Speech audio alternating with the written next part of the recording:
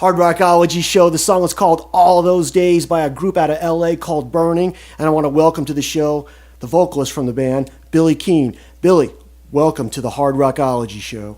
Hey Chris, how's it going? Thanks for having me on.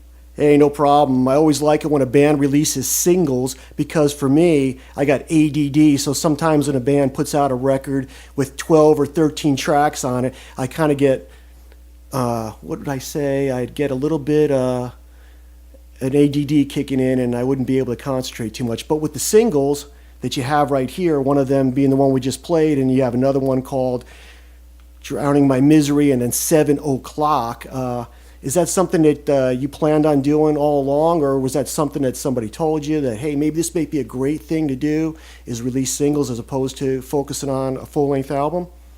Yeah, it seems like this is the wave of the future is how it was in the past. It's like a lot of bands are just releasing singles now, so I thought that I'd take that approach. And, yeah, because we've all bought albums over the years where there's like 2-3 good songs and a bunch of clunkers.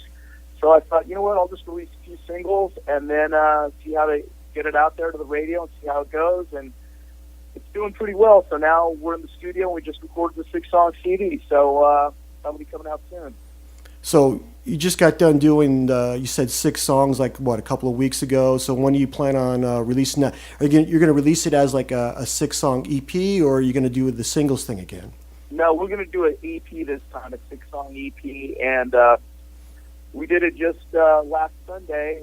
Did it how they did in the 70s, just live and loud in the studio. Just guitar, bass, and drums. No metronome, no anything, man. Just rock. And it sounds great. So now they have to go back and do the lead guitar. I'll be singing on it in about a week and a half. I'm leaving for Austin on Monday. When I get back from Texas, I'll go to the studio, sing on them, and then we'll mix, master, and hopefully get it out in time for summer. So if people wanted to know about the band Burning, how would you describe the band's sound? I mean, what would you tell them? Oh, we're totally going for the old school rock and roll, man. Like all the cool bands I grew up listening to, like the Stones, Skinner, Bad Company, Bob Seger. I mean, everything that was cool and rock in the 70s has a little influence on me, and it's just kind of all put together, and we're just trying to be a old school 70s style rock band. So you grew up, like when you were younger, you grew up in a musical family, correct? Yeah, everyone, all my relatives, my mom, everyone can play an instrument or sing. My mom was singing all the way up until her, in a choir all the way up until her passing just last year, yeah. So, I mean, did you get a lot of influences from them, too, on top of the other bands that you just mentioned? Oh, yeah, of course. It's just like my mom always had the radio on in the house, and we'd always be singing in the house. And, yeah, it was all about music 24 hours a day. So, yeah, when I was a kid, I started taking piano lessons when I was about 8. And my mom used to sit at the piano bench and watch me practice. And then, you know, as I got older, I switched to drums because, you know, I saw Van Halen, and then it was over, man. I wanted to be in a band like that. So, yeah, my mom got me a drum set and set the drum set up right in the middle of the living room, and I just played all the time. Yeah, I was very encouraged to play music, yes. Most people would say when they see Van Halen, they'd either want to be the lead singer or guitar player. I don't think a lot of people would say, well, I want to play drums now because I saw Alex Van Halen play drums. It was more like the whole thing. It was just like what they represented for rock and roll. Like, they were cool, songs were great, but they were all great musicians in that band. And just the whole party theme, I mean, it just symbolized for me everything that music could be. And it didn't matter to me if it was bass playing, drumming, singing, or guitar. It was just music, all about rock and roll. Now, you say like the 3 songs that you have out right now, they're getting a lot of airplay on different stations and everything. How's that working out? Yeah, I mean, the second song, Drowning My Misery, was in with heavy rotation out in the Midwest. We were doing pretty good, especially in like the Milwaukee area around there. Yeah, we were getting played a lot. So this new single is getting a lot of interest on internet radio, and I've gotten I think it was 48 stations in the United States have downloaded all those days into their playlist. So I'm sure some are playing it maybe just once or twice in the middle of the night, but some are probably playing it a few times a day. So take me through that process. I mean, how does a band, I mean, you're relatively like an unknown band. How do you get your song onto all these stations? I mean, what did you do to get your song on the stations? Well, I have a publicist and an attorney working with me, and there's actual services or companies that you send your song to, and they, like old school record company, would call the stations and be like, hey, you playing the new song by such and such band? So this service, they send it out, through the internet to all the stations, and then they check up like, hey, you playing the new song by Burnin? You playing Drown in My Misery? You playing 7 o'clock? You playing all those days? And it's like kind of the workings of a record company. They work for you and pump the stations, and and then I get feedback like what stations are playing it. So that's kind of the process now. Without being on a major label, that's the way to do it. So if you were in a band and you didn't have somebody doing all that for you, you'd pretty much be dead in the water somewhat. Oh yeah, pretty much. Because well, you wouldn't be dead in the water. You'd just be wherever. You'd just be playing. Playing a little club with the original songs, and they could be phenomenal. But it's like you got to really get it out there if you're trying to go be a national act or international act, whatever it is. I still believe the way to do it is through radio. So that's how all the songs that bands we liked, we initially heard it through radio. So yeah, I'm going the old school way, radio, and trying to get it out through that. So it's starting to work. We'll see how this EP, how it goes with the EP when that comes out in a couple months. I couldn't agree with you more, because I mean, how many times have you heard something on the radio for the first time? And if you never heard it on the radio, you probably never would have heard it before unless you went to a show or something. So I mean, that's like a little lesson for other bands right now is, hey, the best way to get your song out there is what we just talked about.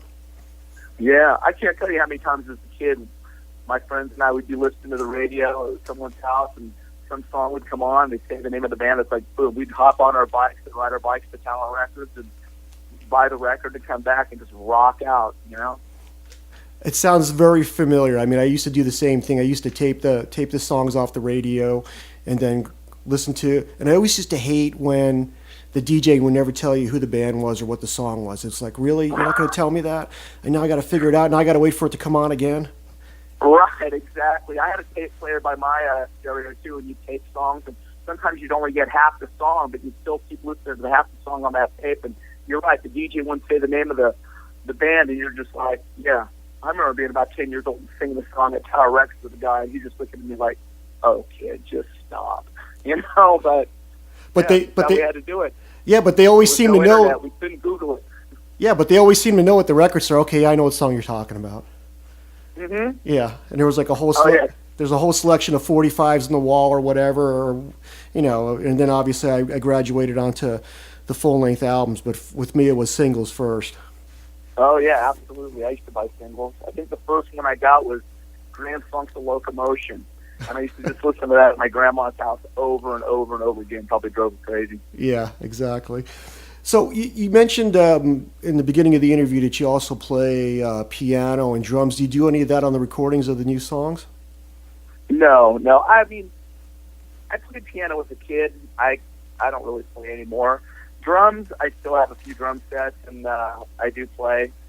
But no, I didn't play. The drummer that played on it, his name's Jimmy Keegan. He is absolutely a phenomenal drummer, does all kinds of studio work. And, yeah, he was the drummer on it. So, yeah, I'm just singing. I wrote the songs and I sang. I wrote them with my songwriting partner, Niall Stinson, and another partner named Mark Tarosian. Speaking of so you have someone that you write songs with. I mean, where do you get the inspiration from in your songs? I mean, the lyrics and everything. I mean, how does that go about?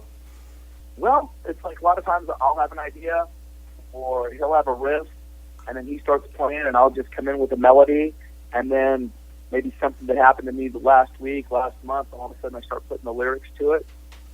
Drown in My Misery was about a guy that I actually met in Nashville when we were at a bar hanging out, and he was just totally wasted and just telling me about how he screwed up and he and his girlfriend broke up, and he was just drowning in his misery. in a bar in Nashville. So I'm like, okay, there's a song right here. And all those days is pretty much about me and just leaving that whole crazy Hollywood lifestyle behind and trying to grow up and get out of, partying so much and, trying to move forward with my life. What's wrong with partying?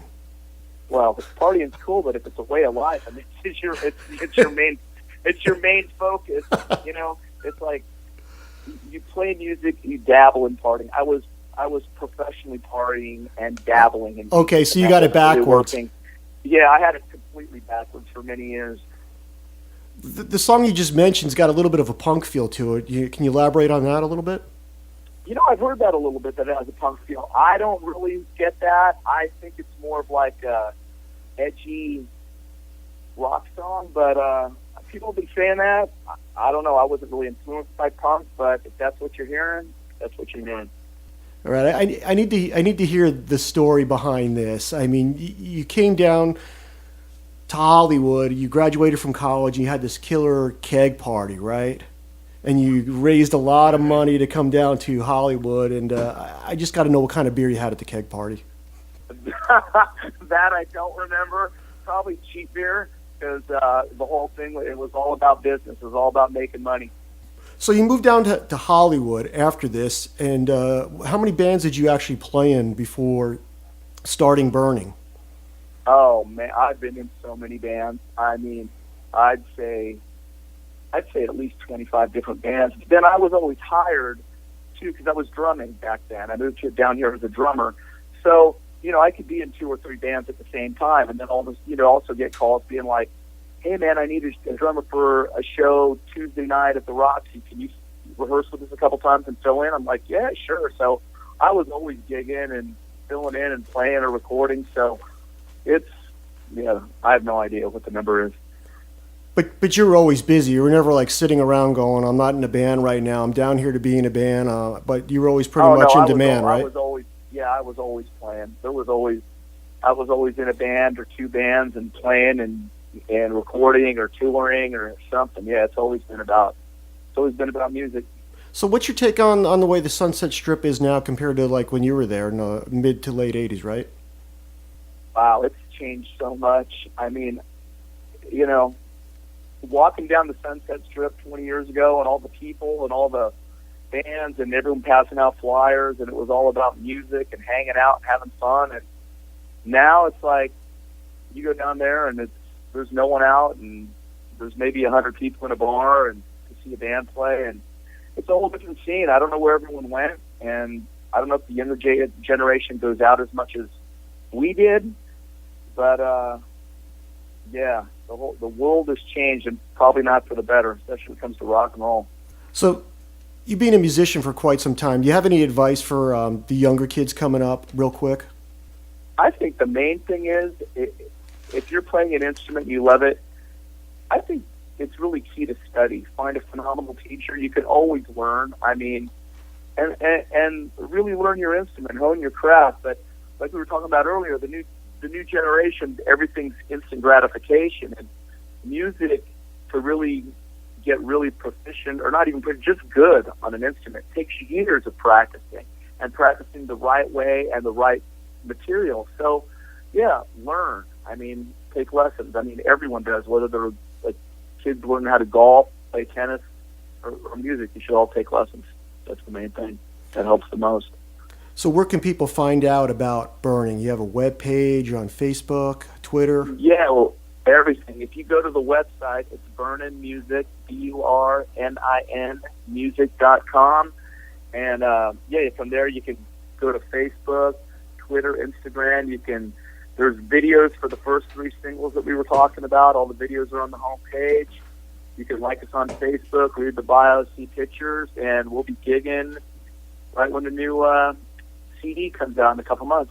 Okay, so just pretty much head over to wherever you just said, Facebook, Twitter, the web pages. You can find all the information out on Burning. One more very important question, Billy. This is very important. This is very, very important. Are you ready? Yo, I'm ready. Spinal Tap moment. Oh, yeah, Spinal Tap moment. All right. So I got hired from, I got hired by this guy to play a show. And he was saying, it's my birthday show. There's going to be all kinds of people there. It's going to be great. It's going to be totally packed. Afterwards, we're going to have a cake. We're going to go to the Rainbow. We have all these tables reserved. Blah, da, da. Will you do the show? I'm like, yeah, it sounds like fun. So we rehearsed a couple times. And the gig was actually at the Coconut Teaser, if you remember that place. It was at Sunset and Crescent Heights. Yes. So we get there. We're the first band on like 9 o'clock, so we can play and then have this big after party because all he's talking about is his birthday and how great this is going to be. So we do a sound check. We're kicking back, and it's almost time to go on. I'm thinking, there's no one here. We start playing on the singer's birthday show, and there isn't one person in the entire club. Sound man dials us in. He goes outside to smoke, and we played this poor guy's birthday show to the bartender. And there was no party. There was nothing. We just went home. I think I was home eating Taco Bell at 10:30 at night. Really? So the whole party was just the band, pretty much. Yeah. Oh, everyone. There wasn't even there was nothing after that. It was just over because he was expecting probably 150, 200 people to show up, and not one person showed up. Oh. So there was no birthday. There was nothing but a show to the bartender. God. Yeah, my brother just said shotgun to the head, right? God damn. I don't know. I mean, you're in a band. I mean, if there's 100 people out there, there's nobody out there. You just hit the stage and play anyway, right? Oh, yeah, we played. We sounded fine, and we all gave 100%. But, I mean, you know, you could tell he was disappointed. He's all excited. It's his birthday, and not one of his friends showed up. No one. Not even his girlfriend.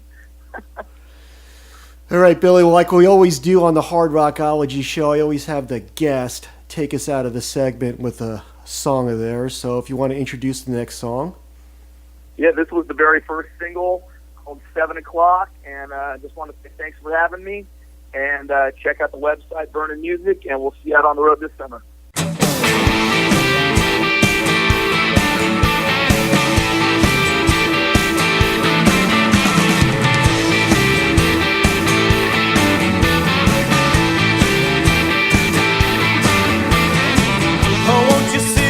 Talk to me, I can't read between your lines.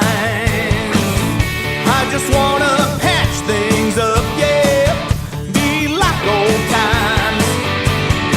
I've got a lot to say to you, and there's things you should say to me.